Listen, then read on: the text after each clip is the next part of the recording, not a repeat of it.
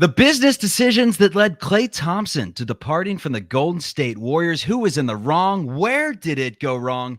And should we be concerned with Joe Lacob's handling of this roster? Let's talk about it right now on Locked On Warriors.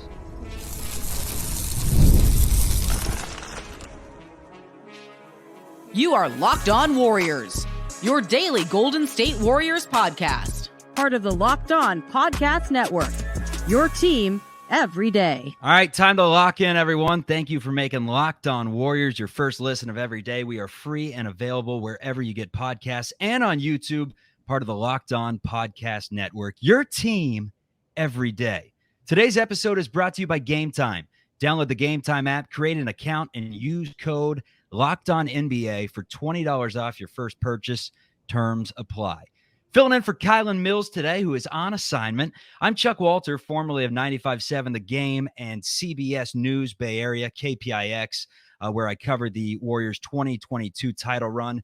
Joining me is Evan Giddings of 95.7 The Game in San Francisco to talk about ESPN's bombshell of a report that is truly making it seem like the Warriors didn't want Klay Thompson back, or at the very least, Klay was their last priority. Let's give you a quick little synopsis.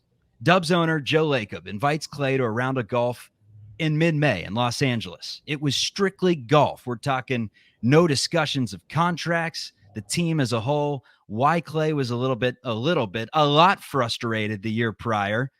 So when Klay unfollowed the Warriors on Instagram about a month later in June, it's confirmed that he had made up his mind that he's moving on. But he did have his camp make one final offer to the Warriors, 2 years, $20 million per season. The response, we just can't do it yet. The same response he got this entire offseason. So it feels like both parties were kind of waiting for the other to dump each other, right? Why did Klay throw the last offer at him if he knew he was gone and wanted to be gone? And welcome, Evan. Pleasure to be on with you, Chuck. It's a great question. And I think it's just kind of that last,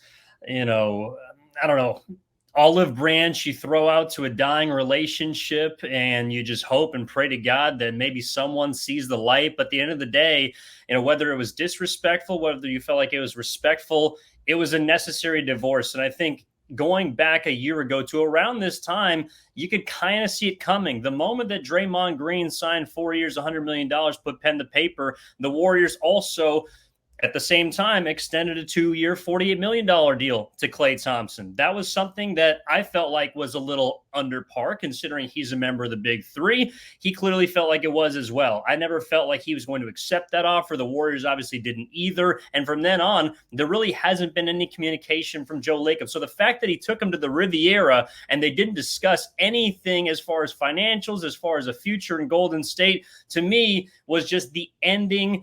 Basically, that was something that kind of, festered and just sat with both sides the entire season. So it was something that, based on all the stories and reports, you could kind of see coming. And from someone like yourself who had a chance to cover the Warriors in person, I myself do so as well for 95.7 The Game, it was apparent midway through the season, at the end of the season, that this divorce was just something that kind of needed to happen. Yeah, and this goes back to the title season in 21-22, right after the year. You remember Jordan Poole, Andrew Wiggins, money time, they're going to get paid. And Klay Thompson, Draymond Green, both of those guys wanted to get paid. Eventually, Draymond Green did get that 4-year extension. Klay Thompson was waiting for it, never got it.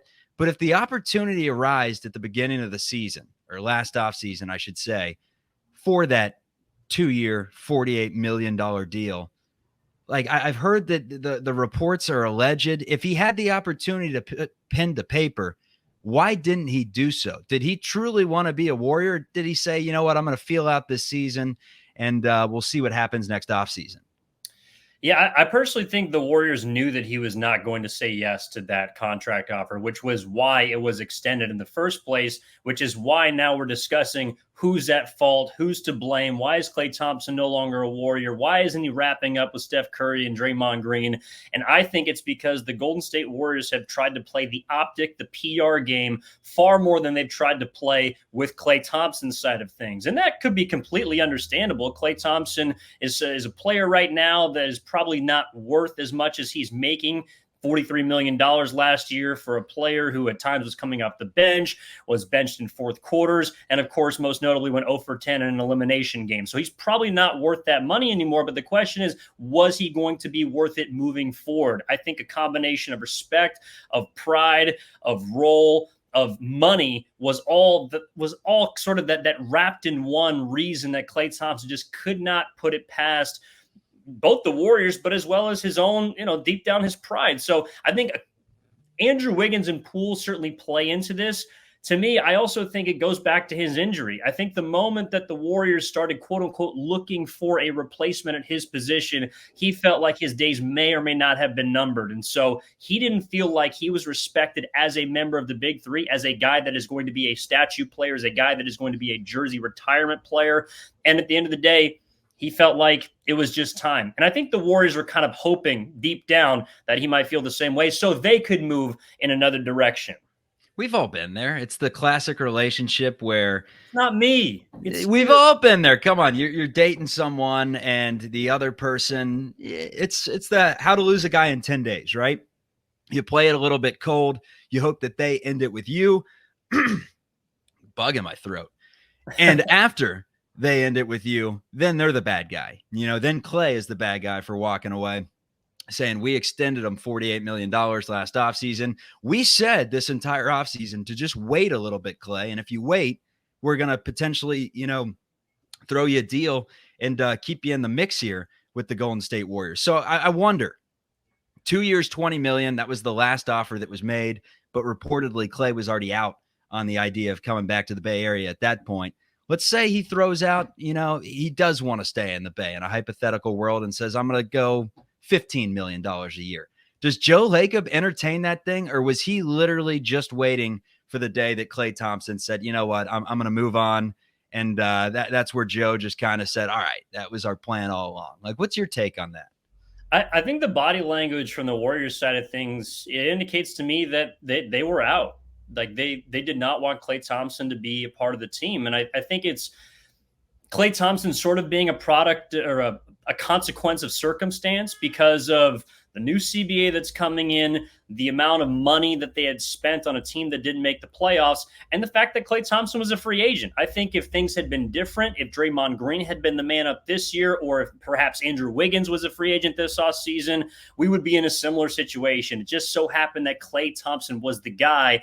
And to be fair to the Warriors, they did offer him a contract. He bet on himself, and he lost. So I think that at the end of the day, the Warriors found that whatever money that they were going to divvy up to him could have been $20 million, could have been a little bit less, which is, of course, what he's taken with the Dallas Mavericks. I felt like they just came to a conclusion that that money was better spent elsewhere, and also helps move them and transition them into a potential post-dynastic or post-Big Three era, which was going to be inevitable anyways. Klay Thompson's 34 years old. Draymond Green, same age. Steph Curry going to be 37 next season. Eventually, they have to figure out a way to move into the next iteration of Golden State Warriors basketball, and Klay Thompson happens to be the first domino. So why not the transparency? When someone's given 13 years of his life to an organization, has won 4 NBA championships, has been a 5-time All-Star, aside from 14 months of his career or whatever, has been really a pretty easy player to manage and to handle, and has kept his emotions in check, has been a leader at times where, Draymond Green has been a leader on the floor, but emotionally sometimes, I'd say Klay Thompson's carried himself a little bit better than Draymond. Draymond gets the money, Klay doesn't. So why not some people can say decency. I would just say the transparency, the man-to-man. Hey, we're not actually going to extend an offer at the end of this, or at least anything over $16 million, what you're looking for. Why wouldn't he just tell him? I think they kind of did by the non-communication that was reported in all these things. But I hate that. The ghosting method. It's the ghosting method. I'm a sales guy now. And as a sales guy, you take meetings, you present, you try to get that sale, and they say, follow up with me. You follow up with them. They say, follow up in a month. They say, follow up after the 4th of July. They say, follow up around Christmas. AKA, you're not getting the damn sale. I'm not making any money. It's as simple as that, Evan. I wish someone would just say, you know what? We don't want your products, buddy. Get out of here. That's, in this situation, a fair comparison, I feel like. True. And who knows, maybe if, I don't know, Klay Thompson had been willing to immediately take a hometown discount, had been willing to come off the bench, had been willing to be the mentor, had been willing to do all these things right from the get-go, had been willing to be, the most selfless version of himself, perhaps. But both you and I know, Chuck, that ain't Klay Thompson. I mean, the reason why Steph Curry is beloved is because he's the hero, he's the icon, he's the legend. Draymond Green's the heartbeat. It rubs people the wrong way sometimes, but he can be, incredible other times. Klay Thompson's the most human. And you just talked about how to lose a guy in 10 days. I mean, it took less than that, I think, over the course of the offseason, because Klay Thompson is just a guy that you do not play hardball with. And so I think the Warriors also knew that, because, again, he'd been there for 13 years. It wasn't like they didn't know this cat. And it wasn't like they understood that they could kind of, treat him like this or treat him like that. No, you know how you got to treat Klay Thompson. You got to treat Klay Thompson and kind of placate to him. And if you don't want to do that, well, then he's going to end up in a place like Dallas. And I think they knew that from the beginning, which was why there was not as much forwardness from them, not as much transparency, because there was just an understanding that they were not going to be able to make this work. And at the end of the day, 13 years is a long time. You got 4 chips. It was a great run. Tip your cap and be on your way. And hopefully you can get your 5th somewhere else. All good things must come to an end. And if he gets his 5th somewhere else, hopefully it's not taking down the Golden State Warriors in the Western Conference Finals in years to come. Coming up, we're talking about the future of the Warriors. Where do they go from here? And are you concerned at all with the front office not being on the same page? Baseball season is underway, and I'm working on a lifetime dream of mine. Get to every ballpark in the major leagues. I've been to like 5, Evan, but Gametime is helping me complete my mission. Gametime makes getting tickets faster and easier with just a few clicks on the app. Plus, if you're like me and make plans to go to a baseball game about 30 minutes prior, guess what? Tickets go down in price the closer you get to first pitch. Take the guesswork out of buying MLB tickets with Gametime. Download the Gametime app, create an account, and use code LOCKEDONNBA for $20 off your first purchase. Terms apply. Again, create an account and redeem code LOCKEDONNBA for $20 off. Download Gametime today. Last minute tickets, lowest price guaranteed. Are you watching Fox Sports or ESPN on your TV all day? Do you turn down the volume with all that shouting? Make the switch to Locked On Sports today, a free 24/7 sports streaming channel programmed for you every day to bring you the biggest stories without all the screaming. Locked On Sports today brings you can't-miss analysis, opinions, and news, streaming 24/7 on YouTube or the free Amazon Fire TV channels app, part of the Locked On Podcast Network, your team every day. So sources have said that the Warriors have known Klay was out for a few weeks. This is not breaking news in the last few days. The reports say that Klay met with Kerr in Los Angeles, told him, "I'm out." That's a week before free agency began, Saturday at the end of June. What I find so strange, because he also called Draymond and Steph, told them, "I want a fresh start. Please don't use your organizational clout to try and keep me here. It's over, guys." What's so strange to me is Mike Dunleavy and Steve Kerr at the end of last season said that the offseason, one of their biggest missions was to retain Klay Thompson, still a very valuable piece. They needed him for their success moving forward. Joe Lacob clearly said otherwise. Is this front office on the same page? What page are they on? And how worried are you about the differing opinions and all that transpired in the last few months since the season ended? Well, I think the front office is on Joe Lacob's page. And to be fair, I think they have been for quite some time. And it's resulted in a lot of success. I mean, it's not as if Joe Lacob has been able to, he's not moving this thing in the wrong direction. I mean, when he bought this thing, they were less than $1 billion, and now they're the second or third most valuable franchise across sports in the world. So it's not as if his direction is a bad direction, but I think we have come to a crossroads of if the front office is heading in a, I should say, unilateral direction, because I do think that Joe Lacob wants to be relevant. I think he wants to be in the limelight. I mean, he grew up a Celtics fan. He's fascinated with Jerry Buss and the Lakers. He wants to be a part of Tinseltown. He wants to make Chase Center this acropolis on the West Coast. And it is, and it has been, to be fair.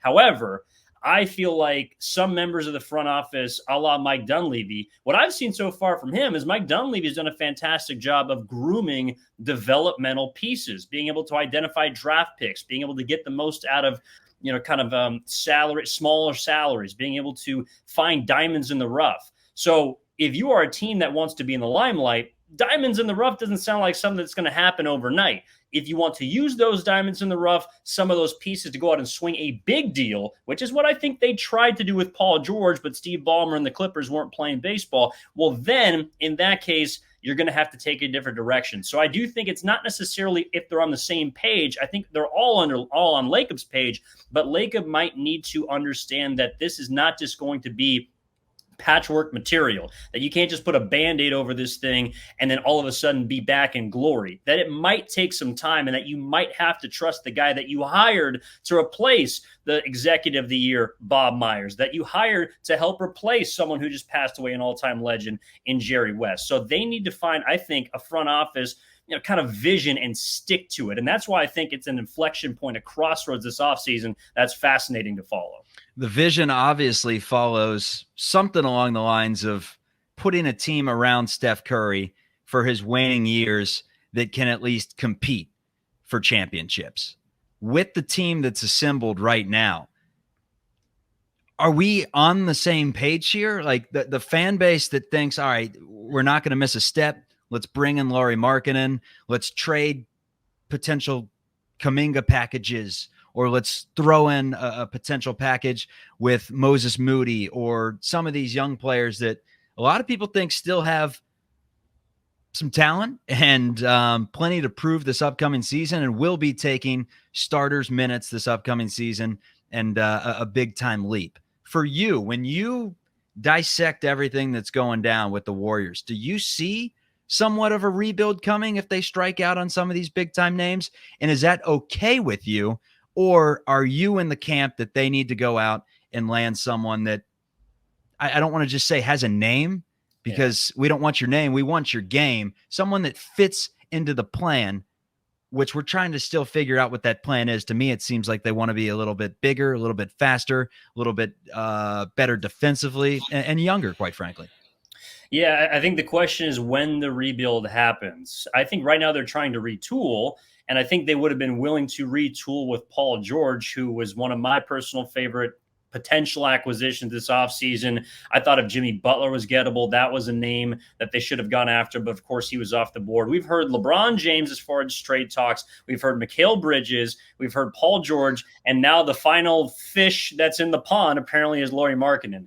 So I do think inevitably a rebuild is coming. The question is how long you can delay it while remaining competitive with Curry. That's a very delicate dance to do. My biggest issue with someone like Markkanen is if you swing and you miss, you move the rebuild back not just further, but you prolong it for an extended period of time, because I think it's somebody that's going to cost multiple first-round selections. And again, I just mentioned that Mike Dunleavy Jr. has not proven or disproven that he, is out of his realm in the draft. So I think he can do a really good job with those picks. I would rather have him prove that he can't pick and hit on players than simply strip that away from him for a player that, in my opinion, is not going to catapult you back into championship contention. I think the only player out there that was gettable for the Warriors that could have done that, and it's a big if, is Paul George. And to me, it sucks to say, because I was an all-in, help Steph, maximizing type of guy at the beginning of the offseason. But again, I just don't see very many fish in the pond. And I'm not out here trying to use all my bait this one offseason to go get a little, minnow. I'm not trying to do that. I'm trying to go get a bass. I'm trying to get a marlin. And to me right now, those are just not in the pond for the Warriors to fish. A bass, a big mouth bass. So the moves that the Warriors have made to start things off, obviously Klay is gone. The Warriors have moved on from Thompson pretty quickly, signing DeAnthony Melton to a one-year, $12.8 million deal. When he's healthy, and that's very important when he's healthy, because he's dealt with injuries, back injuries too, which are never a good thing throughout the course of his career. But when he's healthy, he's a playmaker defensively, athletically. Over 6 seasons, Teams significantly better with him on the floor. In 5 of those seasons, the difference was north of 6+ points per 100 possessions.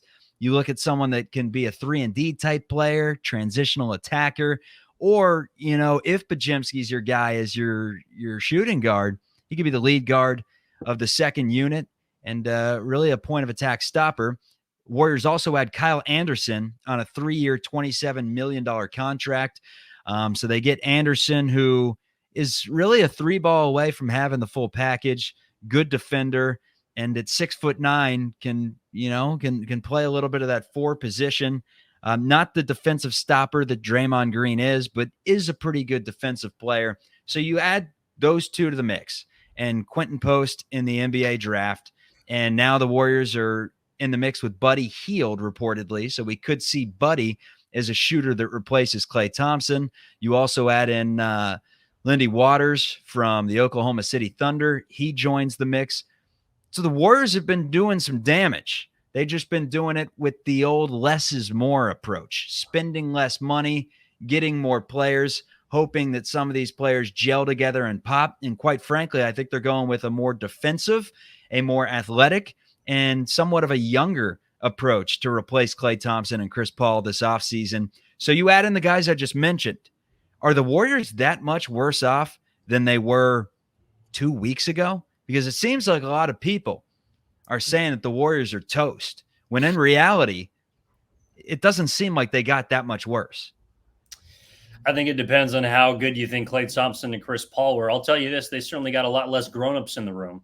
And some of those grown-ups might also be necessary voices that they didn't need. So I think the Warriors being seen as better, to me, I think they absolutely can be better. I mean, 2 years ago, they got rid of Jordan Poole and they brought in a 38-year-old point guard, and they took 4 steps forward as far as games. I don't know if a lot of people had that coming. Now, of course, they didn't make the playoffs and they didn't win a playoff series, but they were a better regular season team last year than they were coming off of the championship. I see no reason to believe that they can't maintain that 45 to 46 win floor and potentially improve based off of health, based on regression. I think if Draymond Green plays more games, if Andrew Wiggins shows a pulse, should he still be on the team next season, that's somebody to keep an eye on, moving in the positive direction. And then I think their signings, like you mentioned, turning Klay Thompson into 3 quality pieces is not nothing.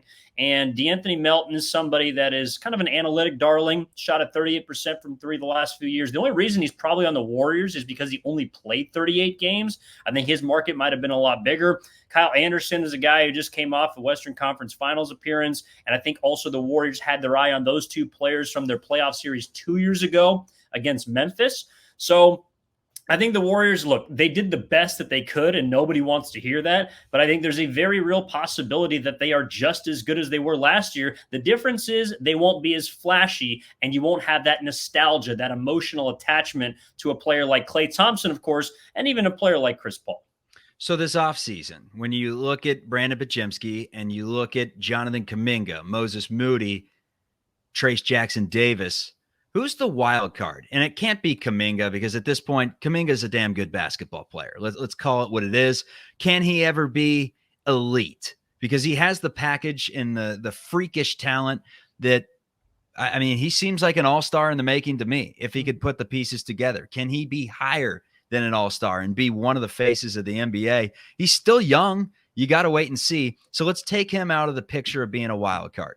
Between Trace Jackson Davis and Moses Moody, who to you is the guy that you think will step up this year and lead the Warriors to a better season than I think right now a lot of fans are predicting?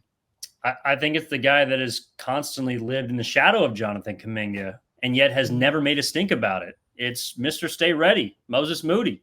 And if you're telling me that this guy can shoot an average from 3-point range, I don't see why he can't also start potentially by the end of the year for this team. I know Podziemski is someone that's been almost pegged as the number 2 or as the starting 2, but I think Moses Moody profiles as a better defender than Podziemski. If he can shoot it adequately enough from 3, I think the spacing is good enough to keep him on the floor. The issue is that Moses just didn't have enough of a runway cleared for him. And I feel like that's another part of moving on from Klay Thompson, is now you can finally see some of these young players. Moody, probably more of a 3 than a 2 at this point because he's not as quick as Pods. But I don't see any reason why with 20 to 25 minutes a game, whether it's off the bench or even sometimes as a starter, replacing guys that are hurt, all of the rest, that he can't be a guy that really pops this year and shows you why he was a first-round pick. And even going back to draft night a couple of years ago in 2021, some people may have had him in the top 10 of the first round. So I think it's got to be Moses Moody. And if he pops, I think we are looking at a pretty decent Warriors team and a core 4, quite honestly, of those young players you just named that look a lot better on the Warriors than if they traded them this offseason. Yeah, I think they added in some interesting pieces, to say the least. I mean, Kyle Anderson plays the game a little bit slower, but I do like his skill set that he adds in. A lot of the pundits are saying that Anderson may remind Warriors fans of like a Sean Livingston type. You add him into the fold. You're not expecting a ton from Kyle Anderson offensively, but he's a piece that you plug in there in the second unit, and not a lot of people are super, super thrilled about it, and you should be because he's a good player, and the same can be said for Melton. But Evan, good stuff, my man. Thanks for coming on the show today. Got to do it again sometime. And I got to tell you about this, Evan. Locked On has launched the first ever national sports 24/7 streaming channel on YouTube. It's also available on Amazon Fire TV and the free Fire TV channels app. Locked On Sports Today is here for you 24/7, covering the top sports stories of the day with the local experts of Locked On, plus our national shows covering every league. Find Locked On Sports Today, now available on the free Fire TV channels app. Evan, have a great 4th of July, my man. Good seeing you. Long time no see. And go Dubs, man. Take care. Absolutely. Hey, just be careful with the Hooster do's and Hooster don'ts on July 4th, all right? Stay a little careful out there. Don't drink and drive. Don't put your head in fireworks. Do not put your head in fireworks. And remember, sparklers, although they sell them at local gas stations, they are indeed dangerous. Thanks for coming on, Ev. Appreciate you, Chuck. See you, everybody. Locked On Warriors.